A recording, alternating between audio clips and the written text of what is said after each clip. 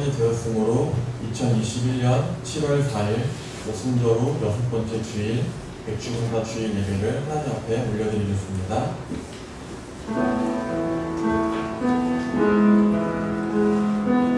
여호와의 집, 우리 여호와의 성전, 곧 우리 하나님의 성전들에 서 있는 너희여, 여호와를 찬송하라. 여호와는 선하시며 그의 이름이 아름다우니 그의 이름을 찬양하라. 여호와께서 자기를 위하여 야곱 곧 이스라엘을 자기의 특별한 소유로 택하셨음이로다.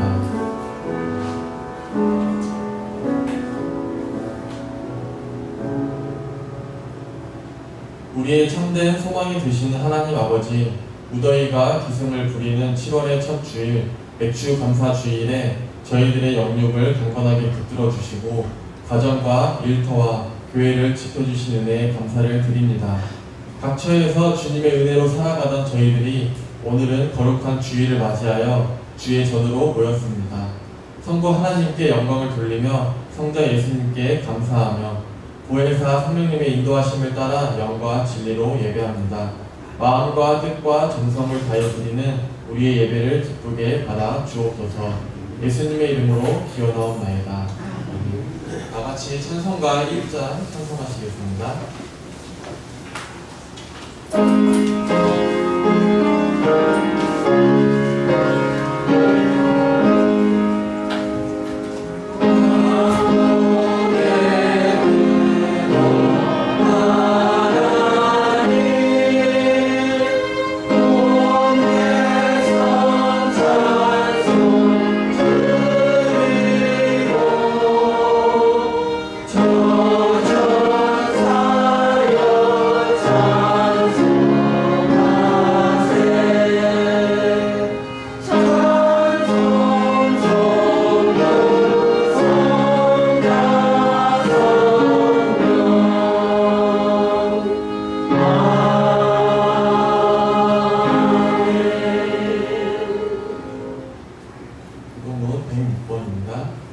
할렐루야. 우리 하나님을 찬양하는 일이 선함이요 찬송하는 일이 아름답고 마땅하도다.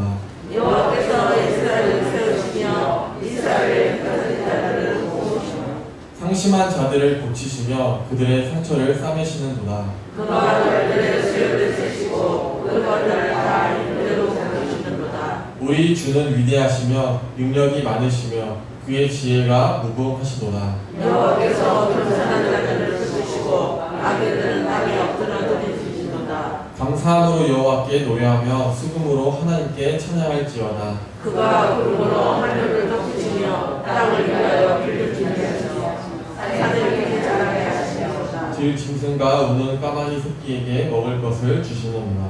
여호와는 말이 힘이 세자 하여 기뻐하지 아니하시며 사람의 다리가 없애자 하여 기뻐하지 아니하시고 여호와는 자기를 경외하는 자들과 그의 인자심을 바라는 자들을 기뻐하시는도다.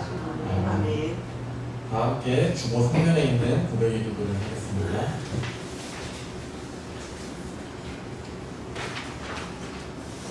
은혜가 풍성하신 하나님 아버지, 지난 반년 동안도 하나님의 은혜로 살았습니다. 저희들은 잠시라도 하나님을 떠나서는 살 수 없는 존재이거나 돌아버린 주님을 멀리 있던 시간들이 너무나도 많았습니다. 주님을 떠나는 그 순간부터 저희들은 곧바로 독과할 수밖에 없는 연약한 인생에 있음을 고백합니다. 베풀어 주신 은혜를 크고 평소에 없는 주님께 올려드린 감사를 드렸습니다.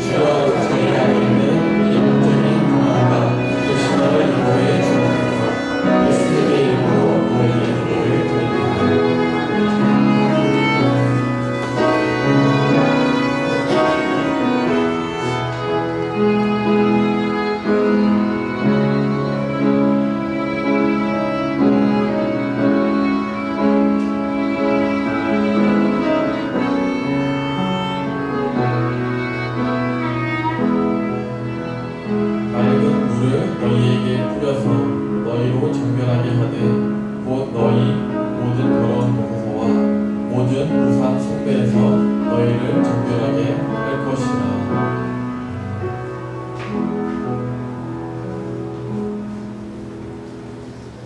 나는 전능하신 아버지 하나님 천지의 창조주를 믿습니다. 나는 그의 유일하신 아들 우리 주 예수 그리스도를 믿습니다. 그는 성령으로 잉태되어 동정녀 마리아에게서 나시고 본디오 빌라도에게 고난을 받아 십자가에 못 박혀 죽으시고 장사하는 이 사흘 만에 죽은 자 가운데서 다시 살아나셨으며 하늘에 오르시어 전능하신 아버지 하나님 우편에 앉아 계시다가 거기로부터 살아있는 자와 죽은 자를 심판하러 오십니다. 나는 성령을 믿으며 거룩한 공교회와 성도의 교제와 죄를 용서하는 것과 몸의 부활과 영생을 믿습니다. 아멘. 함께 찬송가 43장 찬송하시겠습니다.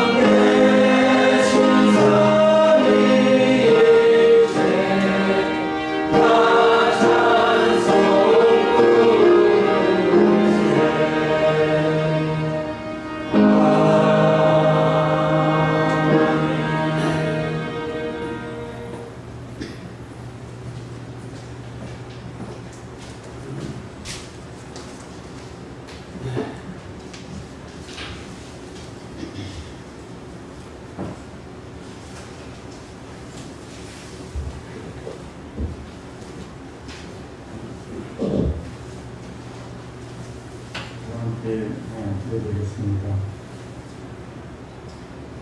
우리에게 참된 인도자가 되시며 시시때때로 우리에게 가장 선하고 가장 좋은 곳으로 치워주시는 참 좋으신 하나님 아버지, 특별히 맥주 감사를 맞이하여 맨날 이스라엘 백성들이 보리를 수확하여 그 첫 단을 하나님께 기쁨과 감사의 제사를 드렸듯이 지난 상반기 동안 값없이 그동안 베풀어주신 열매를 생각하며 주님께 감사의 예배를 드릴 수 있음을 감사드립니다. 항상 이러한 감사의 삶이 저희에게 흘러넘쳐서 감사와 찬양이 넘치는 시간 삶을 살아가야 하지만 세상의 염려와 근심으로 우리는 불평하면서 바쁘게 살아오는 우리들의 어리석음과 연약함을 용서해 주시고 오늘 이를 통하여 모든 것은 오직 여호와께로부터 말미암는다는 사실을 다시 한번 고백하면서 감사하는 자에게 감사의 제목을 더하여 주듯이 날마다 주님께 감사하게 하시며 감사의 제목이 더 풍성하여지도록 인도해 주시옵소서. 행여 코로나 기간 동안 우리의 나태한 믿음 생활로 인해 진정한 기쁨과 감사 없이 습관적인 교회 생활이 도리어 마음에 눌린 무거운 짐이 되지 않았는지 되돌아보게 하시고 우리 신앙과 예배가 다시 온전히 회복되고 모든 사람의 일상이 삶으로 돌아가게 하옵소서. 무엇보다 한 사람 한 사람의 주님 앞에서 새롭게 변화되어 영과 믿음이 회복되게 해주시고 주님의 영으로 충만한 우리의 삶과 행동이 세상 사람들과 얼마나 다른가를 보여주고 그들을 감동시킬 수 있는 우리 모두가 되게 해주시옵소서. 하나님 아버지, 지난 상반기 동안 코로나19의 어려운 중에도 우리 교회와 가정과 일터를 큰 어려움 없이 평안한 가운데 지켜보여 주시고 여기까지 인도해 주신 것 또한 감사드립니다. 바라옵기는 아직은 코로나 상황이 유중한 가운데 있지만 하반기에는 그동안 불안한 마음을 모두 내려놓고 더 굳센 믿음으로 하나님을 의지하며 나아가고 인도해 주시옵소서. 이 시간 특별히 한국의 교회를 위해 기도드립니다. 이 땅의 모든 교회가 코로나로 인한 어려운 환경 가운데서도 하나님께 주신 영원 구원의 사역을 잘 감당하여 주시고 우리 교회의 본질을 회복하고 교회의 사명을 잘 감당함으로 사회에 선한 영향력을 발휘하여 하나님의 나라가 확장되게 하여 주시고 정의와 공의가 흐르고 복과 상식이 통하는 복된 나라가 되게 하여 주시옵소서. 이 시간 말씀 전하신 이용정 목사님께 수명께서 특별한 존재를 주시고 하나님의 귀한 사역의 향함에 있어서 힘들고 지치지 않도록 영육간의 강건함을 더해 주시옵소서. 배후에서 영상 예배를 준비해 수고하시는 전사님의 섬김과 수고의 모습들이 동역기 공동체에 덕을 세우며 이로 인해 아름답게 성장하게 해주시옵소서. 할수록 묻어가는 여름 날씨에 연로하신 교회 어르신분들의 건강을 지켜주시고 비록 세상 풍파 가운데 여러 가지 어려움을 겪는 성도들이 있지만 함께 기도하고 격려하면서 함께 넉넉히 이길 수 있는 은혜도 풍성히 허락하실 줄 믿사오며 우리 힘이 되신 예수 그리스도의 이름으로 기도드립니다. 아멘.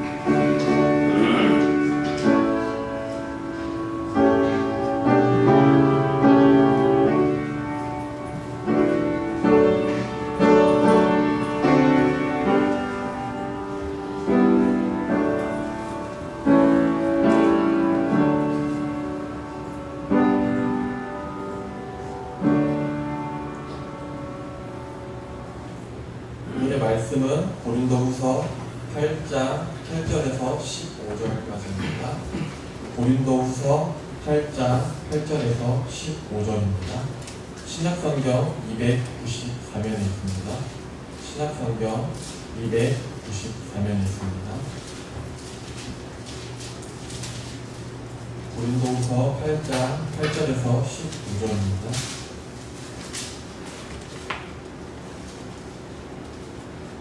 제가 봉독하도록 하겠습니다. 내가 명령으로 하는 말이 아니요 오직 다른 이들의 간절함을 가지고 너희의 사랑의 진실함을 증명하고자 함이로라. 우리 주 예수 그리스도의 은혜를 너희가 알거니와 부요하신 이로써 너희를 위하여 가난하게 되심은 그의 가난함으로 말미암아 너희를 부요하게 하려 하심이라. 이 일에 관하여 나의 뜻을 알리노니 이 일은 너희에게 유익함이라. 너희가 1년 전에 행하기를 먼저 시작할 뿐 아니라 원하기도 하였은즉 이제는 하던 일을 성취할지니 마음에 원하던 것과 같이 완성하되 있는 대로 하라. 할 마음만 있으면 있는 대로 받으실 터이요 없는 것은 받지 아니하시리라. 이는 다른 사람들은 평안하게 하고 너희는 곤고하게 하려는 것이 아니요 균등하게 하려 함이니 이제 너희의 넉넉한 것으로 그들의 부족한 것을 보충함은 후에 그들의 넉넉한 것으로 너희의 부족한 것을 보충하여 균등하게 하려 함이라. 기록된 것과 같이 많이 거둔 자도 남지 아니하였고 적게 거둔 자도 모자라지 아니하였느니라.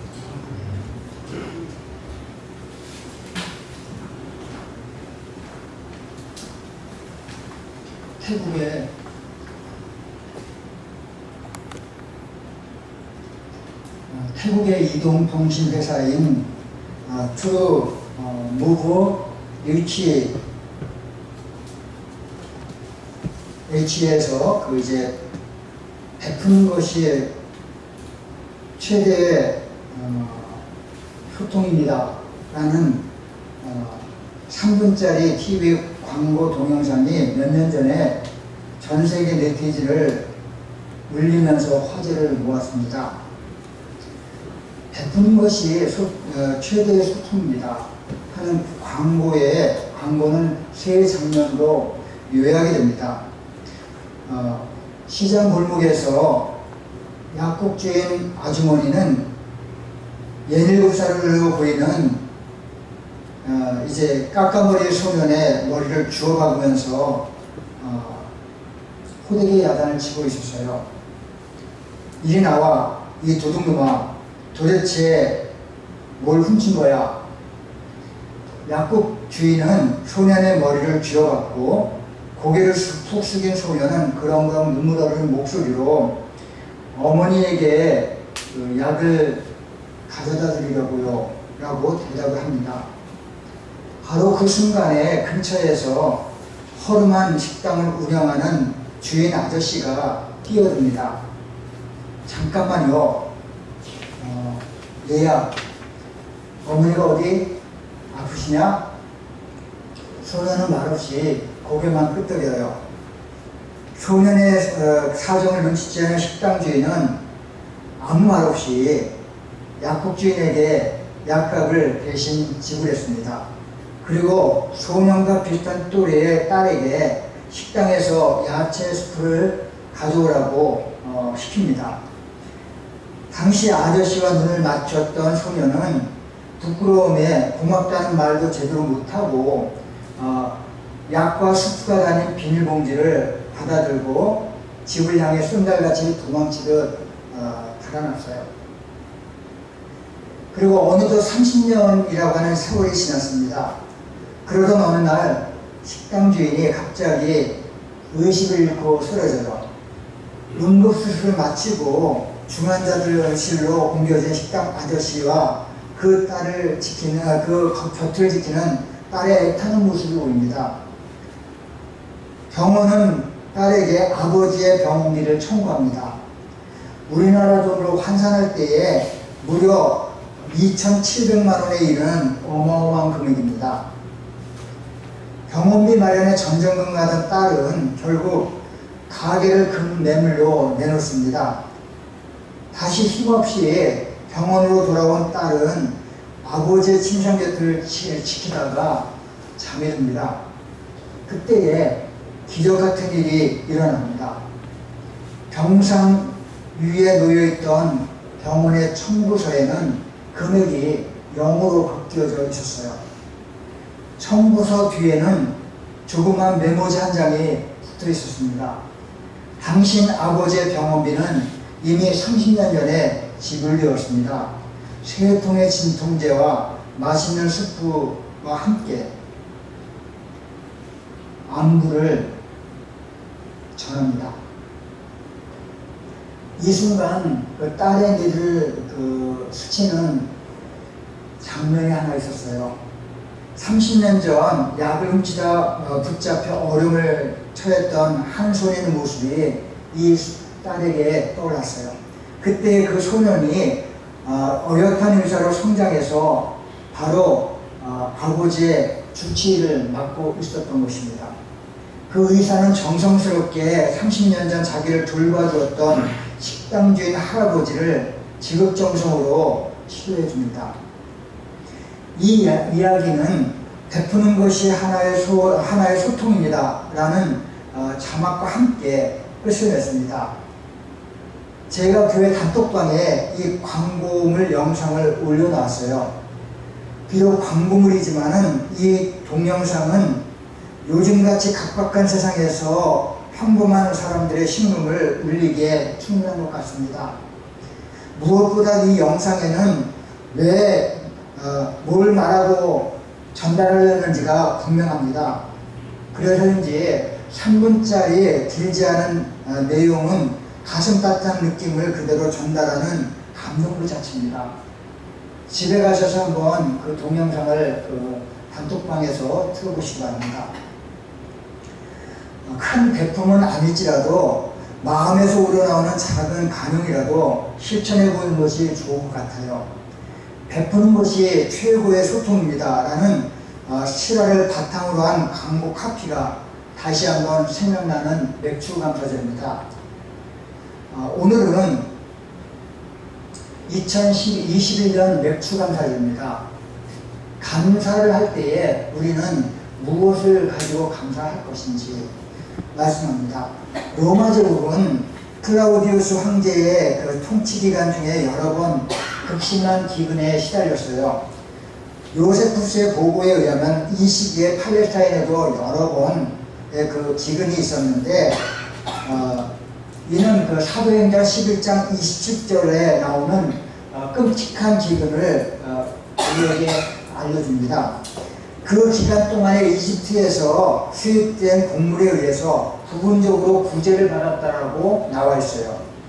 모든 구제 계획에도 불구하고 결국 가장 큰 역할을 감당했던 것은 개인의 기부에 바탕을 둔 것이었다고 봐요. 당시 팔레스타인 지방에는 큰 가뭄이 있었고 특히 예루살렘 교회에는 그 직접탄을 맡고 있었습니다. 그래서 바울은 고린도 교회에 편지를 보내서 예루살렘 교회를 도와줄 것을 요청하고 있었던 것입니다. 바울이 벌이고 있는 이 모금 운동은 사실 바울의 입장에서는 달갑지 않은 경우일 수도 있어요. 당시 예루살렘 교회는 바울에게 그다지 호의적이지 않았기 때문에요. 갈라디아서에 따르면 바울이 개척하고 떠난 갈라디아 교회에 예루살렘 교회의 대표자들이 찾아와서 바울이 전한 복음을 비판했어요. 그럼에도 불구하고 바울은 고린도 교회를 향해 예루살렘 교회를 도와줄 것을 눈물로 호소합니다. 어떻게 그렇게 할 수 있을까? 바울은 9절 상에 그 해답을 말하고 있습니다. 9절 상반절 보면은 우리 주 예수 그리스도의 은혜를 너희가 알거니와 우리 주 예수 그리스도의 은혜를 너희가 알거니와 라는 말씀입니다. 우리 주 예수 그리스도의 은혜, 모든 사고의 첫 시작은 바로 예수님이었어요. 그렇기 때문에 예루살렘 교회가 자신에게 그렇게 그토록 적대적이었음을 불구하고 그는 사람의 시선으로 예루살렘 교회를 보지 않고 예수님의 시선으로 예루살렘 교회를 바라봤던 것입니다. 사랑하는 성도 여러분, 우리가 오늘 회복해야 될 것은 바로 사람의 시선이 아니라 예수님의 시선입니다. 바울이 예루살렘 교회를 돕자고 적극적으로 나서면서 고린도 교회의 사랑의 연보를 하라고 권면했던 것은 바로 자기에게 적대적인 그 예루살렘 교회를 본 것이 아니라 예수님의 시선으로 그 예루살렘 교회를 바라본 것이지.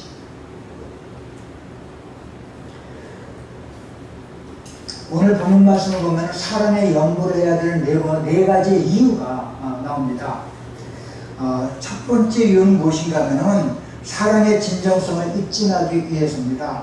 우리 8절 말씀을 같이 읽겠어요. 시작. 내가 명령으로 하는 말이 아니요 오직 다른 이들의 간절함을 가지고 너희의 사랑의 진실함을 증명하려 하는구나.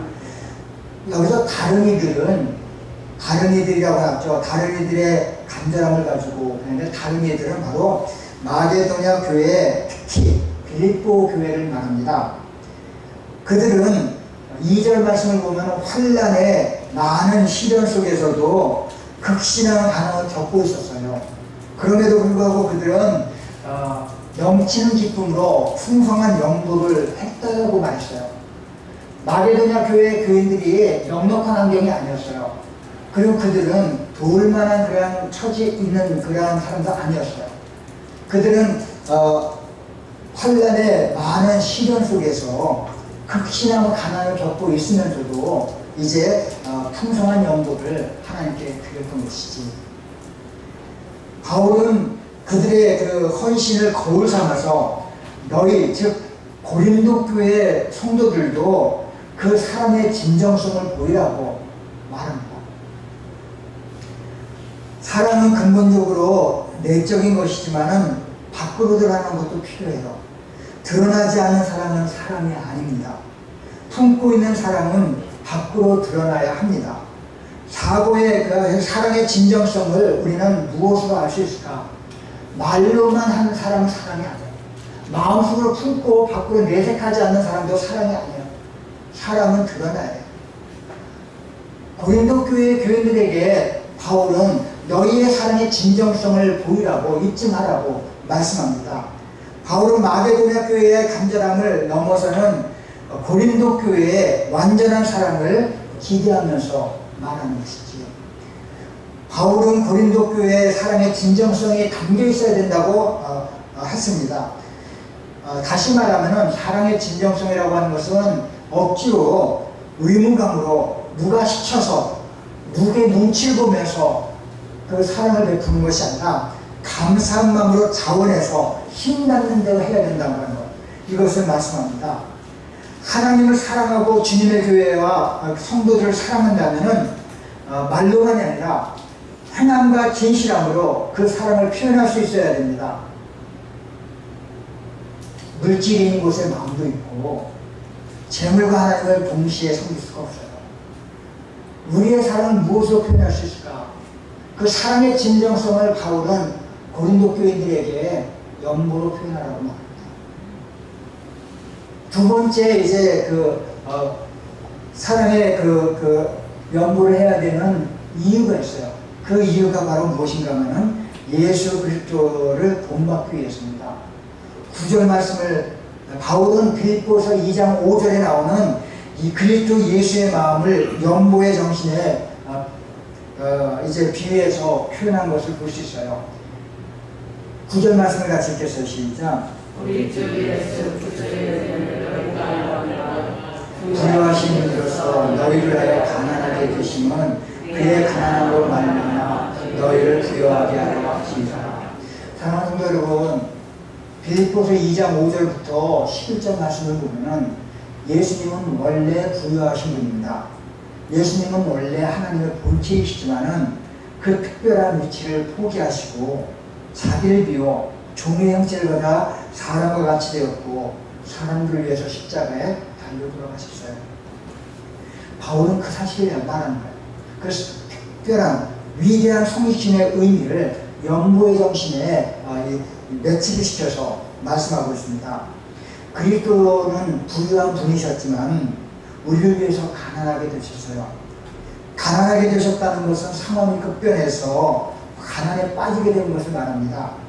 그 까닭은 바로 가난하게 되심을 통해서 우리를 부유하게 만드시기 위해서 그는 가난하게 되셨어요.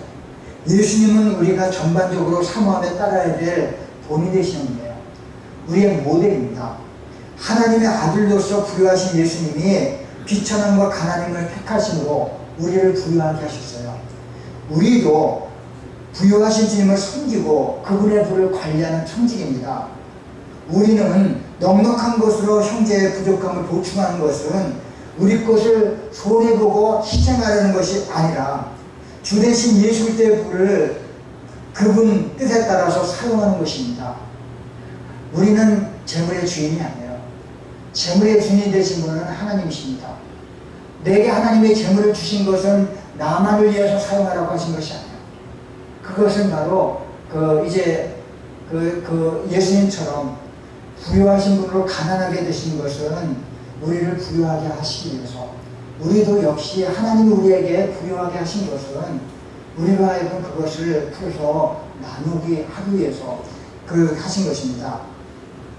탐욕에 사로잡히려 할 때마다 여러분을 위해 자신의 모든 것을 버리신 우리 구세주를 생각하시기 바라요. 예수님은 말씀하십니다. 나는 너를 위해서 내 몸을 주었다. 그런데 너는 내게서 내 몸을 움츠리느냐. 만일 내가 그렇게 한다면 너는 나의 사랑의 높이와 깊이와 길이와 넓이를 모르고 있는 것이다. 말씀하십니다. 바울은 사랑의 연보를 독려합니다. 독려하면서 그러니까 두 번째로 말씀한 것이 뭐냐면 바로 예수님을 본받으라고 합니다. 예수님도 우리를 위해서 당신의 몸을 주셨다는 것이죠. 세 번째 사랑의 연보를 독려한 이유가 있습니다. 그 이유는 무엇인가 하면은 아직 이루지 못한 서원을 성취하라고 하는 것입니다. 아직 이루지 못한 서원을 이루게 하기 위해서 그는 사랑의 연보를 독려합니다. 바울은 모금 활동을 다시 시작하는 일과 관련해서 자기의 뜻을 분명히 갖춰요. 이 일이 고린도 교회 성도들에게 유익한 일이기 때문에 당부한다는 거예요. 그런데 그것은 아직까지 이 고린도 교회들에게 이루지 못한 소원이 있습니다. 그들은 1년 전에 이 일을 시작했지만 아직 완성하지 못했어요. 그래서 그 일을 이제 이루라고 이렇게 독려하는 그 모습을 볼 수 있습니다. 우리 10절 말씀을 같이 읽겠어요. 시작. 이 일에 관하여 나의 뜻을 알리노니 너희가 내게 유익합니다. 너희가 1년 전에 말하기를 영접 시작할 뿐 아니라 원하기로 하였으니 1년 전에 고린도 교회 교인들은 마게도냐 교인들과 함께 이제 사랑의 연보를 시작했어요. 그런데 마게도냐 교회는 그 심한 환난의 어려움 속에서도 넘치는 기쁨으로 그 일을 이루었어요. 그런데 고린도 교인들은 그 마게도냐 교인들과 함께 그 일을 시작했음에도 불구하고 아직 일을 이루지 못하고 중단한 상태에 있었어요. 바울은 그 사실을 지적한 거예요. 사랑의 연보는 1년 전에 너희가 자원해서 시작한 일이라고. 그는 이 일이 1년 전부터 시작한 일이고 자원해서 한 일이도 하니 계속 이루어 나가라고 말씀합니다. 시작했는데 끝을 맺지 못했어. 그러면 안일함을 못한 거예요. 그래서 바울은 고린도 교인들이 했던 것처럼 무리한 수준을 요구하지 않아요. 11절 말씀을 같이 읽겠어요. 시작. 이제는 하던 일을 성취하였으니 마음에 원하던 것과 같이 완성하되 있는 대로 하라. 이제는 너희가 하던 일을 이루라고. 언제? 1년 전에 하던 일.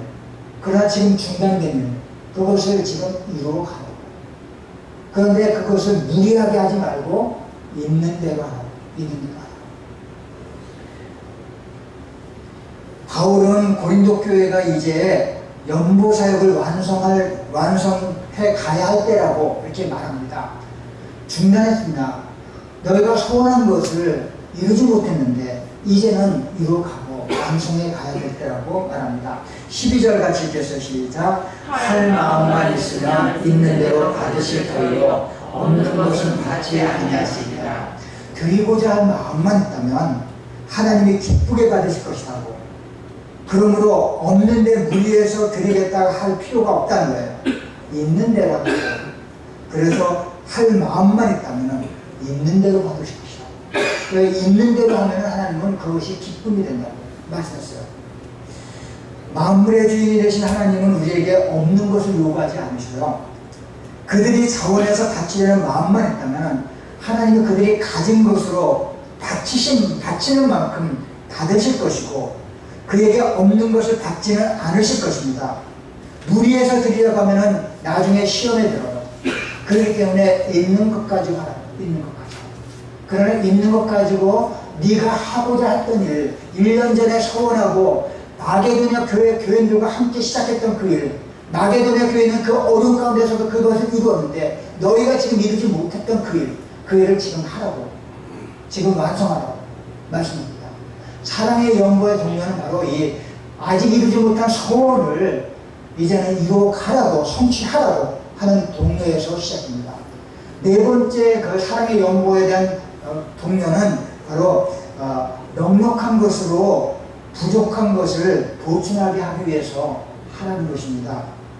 바울은 사랑의 연보가 다른 사람들을 평안하게 하고 성도들을 곤고하게 하려는 것이 아니라고 했어요. 자, 이제 12절, 13절 말씀을 같이 읽겠습니다. 시작. 이는 다른 사람들을 평안하게 하고 너희는 공부하게 하려는 것이 아니요 균등하게 하려 하니. 어떤 사람들은 이런 의구심과 우려가 있었어요. 내가 다른 사람들에게 이것을 퍼주고 나눠주게 되면은 내가 공부해야 되는 것이 아닐까. 다른 사람들이 이 물질로 인해서 잘 살게 되는데 나는 오히려 이제 공부하고 허둥지둥하지 않을까. 이런 의구심이 있었어. 근데 바울은 그들의 의구심을, 그들의 우려를 이렇게 말합니다. 그리스도께서 가난하게 되시면 오히려 많은 사람에게 부유함을 가져왔던 것처럼 고린도 교회 헌금도 서로 균등하게 부유를 가져올 것이라고. 다시 말하면 너희가 그들이 평안하게 되고 너희가 공부하게 되는 것이 아니라는 거예요. 그들은 평안하게 되고 너희도 넉넉하게 될 것이라고. 그래서 서로 상승효과, 윈윈 효과가 나타나게 된다고 말씀했어요. 그들은 주기만 하는 것이 아니라 받기도 하고 결국에는 균등함을 이루게 될 것이라고 말씀했어요. 14절 말씀을 같이 읽겠습니다. 시작. 이제 너희의 넉넉한 것으로 그들의 부족함을 보충하면 후에 그들의 넉넉한 것으로 너희의 부족함을 보충하여 균등하게 하려 합니다. 여기서 그 바울이 말하는 것은 하향 평준화가 아니에요. 서로 상향 평준화가 되고 윈윈하는 거예요. 윈윈하는 거. 그래서 내가 도와준다고 해서 가난하게 되고 내가 공부하게 되는 것이 아니라 그들은 평안하게 되고 너희도 나중에 넉넉하게 되고 그렇게 된다는 것이지. 그런 고린도 교회인들의 넉넉한 것으로 예루살렘 교회 성도들의 부족한 것을 보충하라고 권면하는 것은 훗날 예루살렘 교회 성도들의 넉넉한 것으로 너희들의 부족한 것을 보충해서 균등하게 하려는 품앗이, 씨앗, 윈윈, 그 상승작용, 그런 서로 이제 높아지는 것, 상향평준화, 이것을 말하는 것입니다. 그렇게 이제 남을 위해서 헌금하는 것, 남을 사랑의 연고로 그 사람들에게 동참하는 그것은 씨앗을 심는 것이죠. 바울은 출애굽기 16장 11절에 만나 사건을 언급함으로써 그리스도인들의 균등의 실현을 위해서 서로 힘써야 될 것을 독려합니다. 우리 15절 말씀을 같이 읽겠어요. 시작. 기록된 것과 같이 많이 거둔 자도 남지 아니하였고 적게 거둔 자도 모자라지 아니하였습니다. 자, 이 사건은 바로 만나 사건에 대한 출애굽기 16장 11절 말씀이 나오는 말씀입니다. 18절 말씀이 나오는 말씀입니다. 만나 사건은 광야에서 이스라엘 백성이 다 같이 부족함이 없는 은혜를 누렸다는 것을 보여주는 사건이죠. 넉넉한 자가 부족한 자를 돌아보며 적극적으로 도움을 줄 때에 넉넉한 자가 가난하고 공고해지는 것이 아니고 부족한 자가 그걸 가지고 떵떵거리면서 그 은혜를 모르면서 사는 것이 아니라는 거예요. 다 같이 균등한 은혜를 누리는 것이다. 나누는 것이다. 말씀했어요. 사랑하는 여러분, 교회는 지역과 교단을 넘어서서 한 가족이고 한 공동체입니다. 고린도 교회의 교인들에게 사랑의 연고를 독려하는 것은 예수님을 본받아 여유 있는 쪽에서 부족한 쪽을 도와주어서 하나님의 교회가 평등함을 이루다 하는 그 하나님의 목적이라고 하는 것이지. 지체는 지체를 살피며 지체가 지체의 부족함을 메워줘야 됩니다. 연고의 목적은 근본적으로 함께 사는 것이라고 하는 차원에서 이루어져야 되는 거예요. 헌금은 사리사욕을 채우기 위한 것이 아니라 우리는 연고를 통해서 예수님의 부유함에 동참하면서 공동체 안에서의 부족함을 채워줄 수 있는, 그래서 서로 균등하게 이루게 되는 것이 우리의 목표가 되어야 되는 것. 이것이 바로 연고의 목적입니다.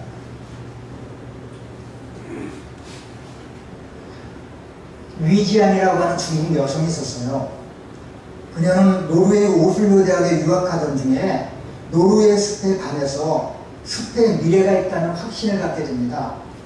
그녀는 귀국해서 숲에서 화석연료를 대체할 에너지를 생산하는 에너지 프로젝트를 정부에 제안하는 등 왕성한 활동을 벌이던 중에 30살 때에 세계 100대 명문대에 속하는 상하이 푸단대학의 최연수 교수로 임용이 됩니다. 하지만 위지아는 자신의 꿈을 펼치지 못한 채 사그러지고 맙니다. 그녀는 인생의 가장 정점인 때에 한 살 배기 아기와 자상한 남편을 두고 그만 유방암으로 세상을 떠나게 돼요. 그녀가 온몸에 전이된 암세포로 뼈가 녹아내리는 고비를 겪으면서, 고통을 겪으면서 삶의 끝에 와서야 비로소 알게 된 것들이라는 제목의 그 에세이를 자신의 블로그에 날마다 적어 놨어요. 삶의 끝에 와서야 비로소 알게 된 것들. 근데 이 위지안이 죽은 후에 그 글을 모아 출판한 책의 제목이 오늘 내가 살아야 할 이유라고는 책입니다.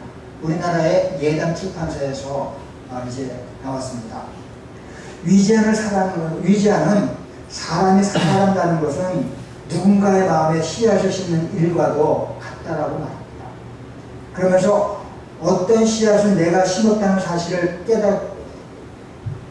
까맣게 잊은 후에도 쑥쑥 자라나 커다란 나무가 되기도 한다라고 말합니다. 따라서 이제부터는 내가 만나는 그 어떤 사람도 결코 함부로나 적당히 대할 수 없을 것 같아요. 오늘 내가 사람을 대하는 시선이나 태도가 그의 내면에 어떠한 씨앗을 남길 것인지를 우리가 알기 때문에요. 사랑의 연보도 희생이나 퍼주는 것이 아니라 하나님께 또 누군가의 마음에 씨앗을 심는 것이라고 생각합니다. 그래서 우리가 연보를 하는 것, 이것은 그냥 헛된 희생이 아니고 누가 엉뚱한 허비가 아니라는 것이지. 바울은 고린도 교회에서 사역하는 동안 후원금을 받지 않았습니다. 자비랑 선교를 했어요. 복음이 하나님의 선물이 되게 하기 위해서 그는 천막 세우는 일을 하면서 자비함으로 선교를 했어요. 동시에 그는 후원금에 의해서 파생되는 예속관계를 정리를 합니다. 소위 물주라고 불리는 사람들이 자신들이 후원하는 철학자나 예술가들을 마음대로 조종하려는 당시의 관습 때문이었습니다. 구제나 연보는 균등하게 하신 하나님의 뜻에 순종하는 거예요. 따라서 주는 사람이 거만해지고 받는 사람이 비굴해져서는 안 돼요. 연보를 만회하는 사람이라고 해서 사역자들이 그들의 눈치를 보는 것은 잘못입니다. 여러분, 우리 교회에서도 수십 년 동안 교회가 지탱해 온 것은 여러분의 헌금 때문, 연보 때문입니다. 근데 연보를 하던 사람들 중에 제가 많은 분들을 봤어요. 많은 분들이 우리 교회를 왔다가 나갔는데 어떤 분들은 굉장히 그 많은 11조를 하다가 한순간에 그냥 떠나갔죠. 우리 교회에서 최고로 많은 11조를 했던 사람 중에 남아있는 사람이 그렇게 많잖아요. 저는 그분들에게 가서 이렇게 아부하거나 그분들에게 무릎을 꿇고 나와달라고 빈 적이 없어요. 왜? 나는 물질의 종이 아니기 때문에. 그 사람들이 많은 11조를 하다가 한순간에 떠나갈 때에 우리 교회 재정이 휘청거릴 것 같이 보였어요. 그러나 하나님은 채워주시더라고요.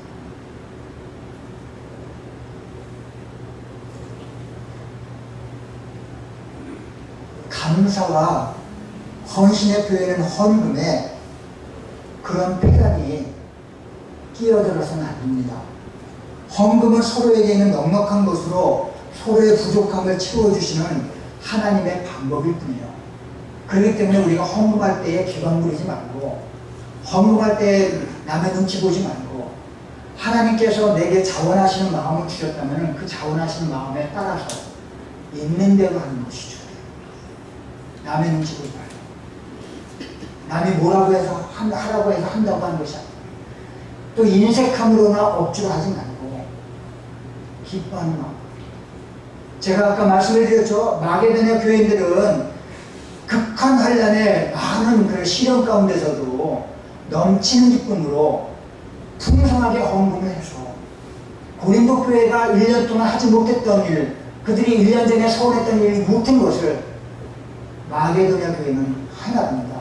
그들은 극한 환난 가운데 있었어요. 극한 가난 가운데 있었어요.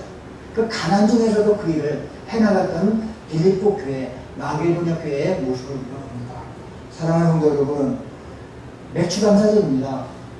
우리가 맥주감사절 지내면서 제가 그동안 많이 말을 하지 않았던 연보에 대한 얘기를 합니다. 연보는 해야 돼요. 사랑의 연보에 대한 권면이 오늘 말씀에 나오는데 그 이유 4가지를 여러분들에게 말씀을 드렸어요. 첫째는 연보를 해야 될 이유는 그 연보를 하는 가운데 사랑의 진정성을 우리가 입증하는 것입니다. 내가 하나님을 사랑합니까? 내가 교회를 사랑하고 있습니까? 그러면 사랑의 진정성을 보이라고 그것을 입증하는 것이 바로 연보입니다. 두 번째, 사랑의 연보는 바로 예수 그리스도를 본받는 행위예요. 예수님께서 부유하신 사로서 우리를 위해서 가난하게 되신 것은 우리를 부유하게 만들게 하기 위해서 예수님은 자신의 몸을 연보로 주셨거든요. 우리가 연보를 하는 것도 역시 예수 그리스도를 본받는 행위입니다. 열심히 11조도 하시고 열심히 헌금도 하시고 그래서 내가 예수님을 본받는 모습들을 보여주시기 바랍니다. 세 번째, 우리가 사랑의 연보를 해야 될 이유가 무엇인가 하면은 아직 이루지 못한 소원을 이루기 위해서 미진한 것이 있다면 아직 그 고린도 교회처럼 1년 전에 합의로 서약을 하고 소원을 했다가 아직 이루지 못한 것이 있다면 해나가라고 그것이 사랑의 연보에 대한 권면이라고 말씀하셨습니다.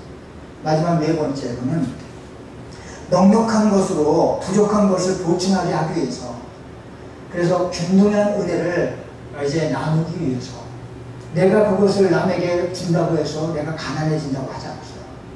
내가 많은 헌금을 한다고 해서 그 헌금으로 인해서 내가 공부한 가운데 있는 것이 아니라는 것이죠.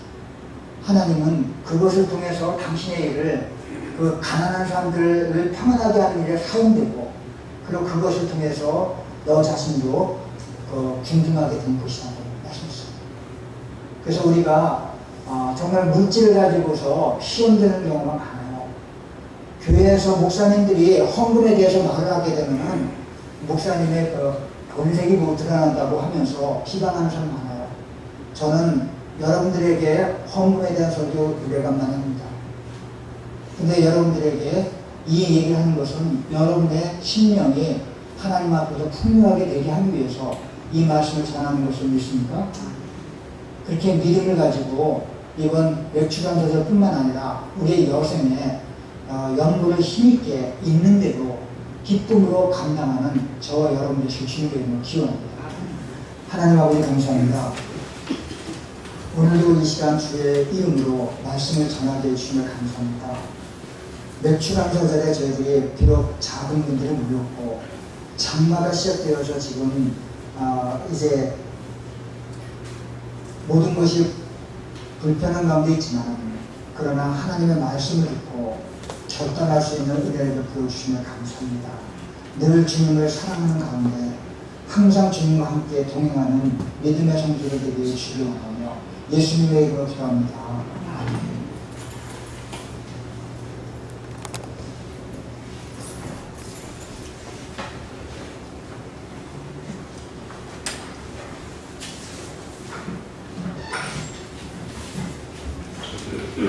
찬송가 312장 신청하시겠습니다.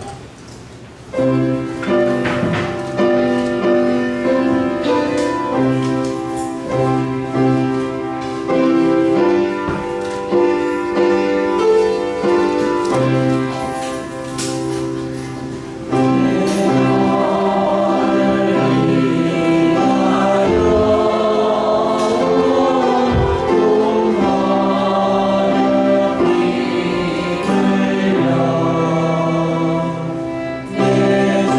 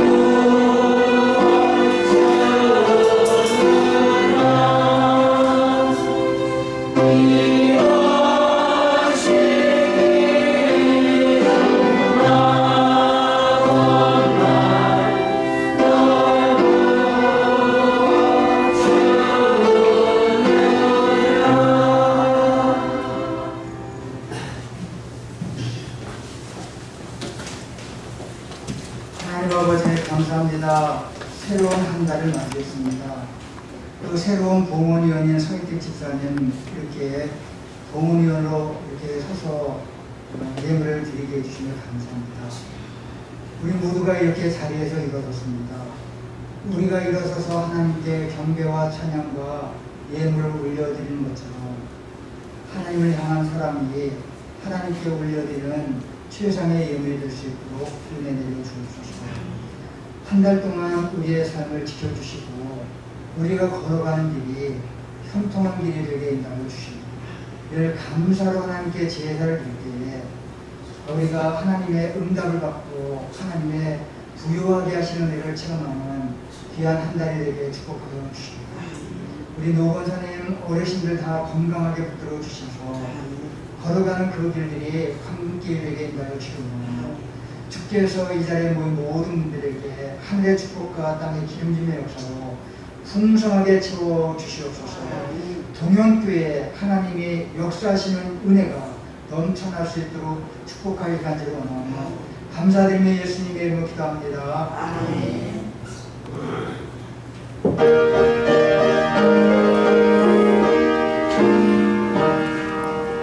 세상 모든 풍파 너를 흔들어 야간 마음 다짐하게 될 때에 내려주신 주의 몸을 세워라 주의 그 신복을 내가 알리라 바른 몸을 세워라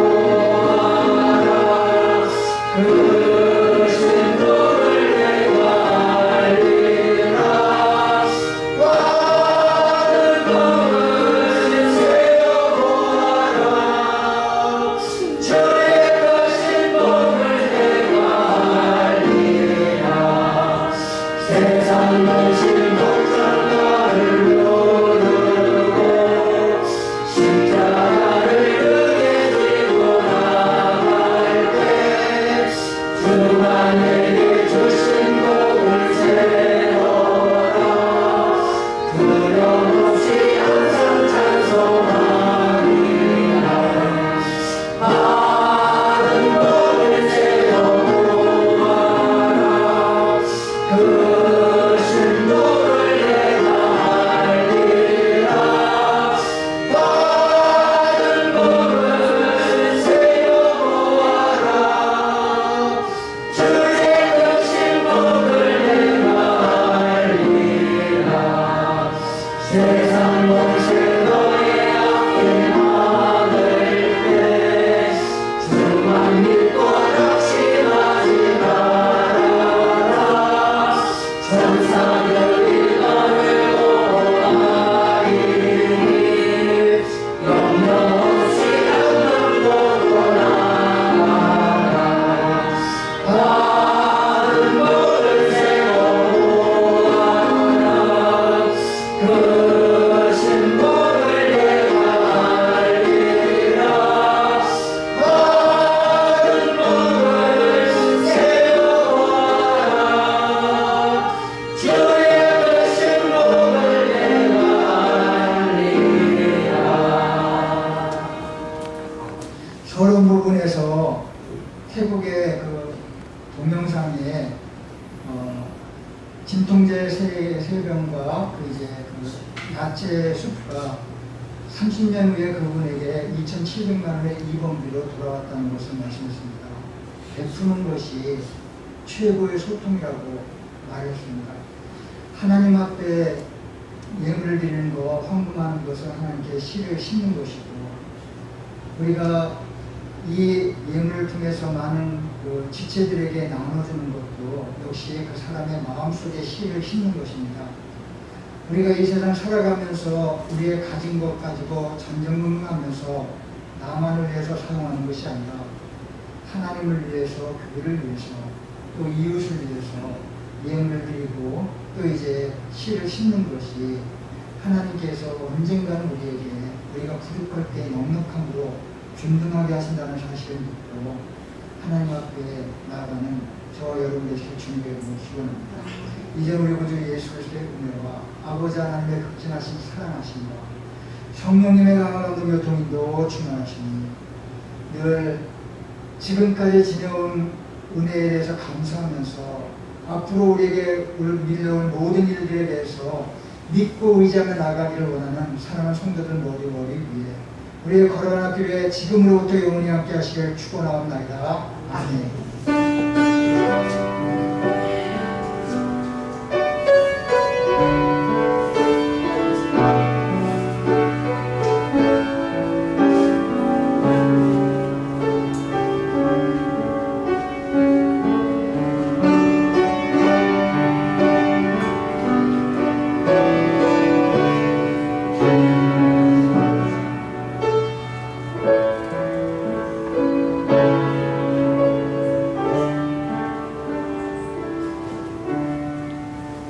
잠깐 자리에 앉으시기 바랍니다. 장마가 이제 본격적으로 시작되고 날씨가 많이 흐릿지근 해서 건강 약성분들 특히 이제 류마티스 관절염이 계시니까 이제 연세가 높으신 어르신들은 몸이 욱신욱신하고 힘들죠. 그래도 이렇게 잘 나오시고 이렇게 함께 예배드려서 감사합니다.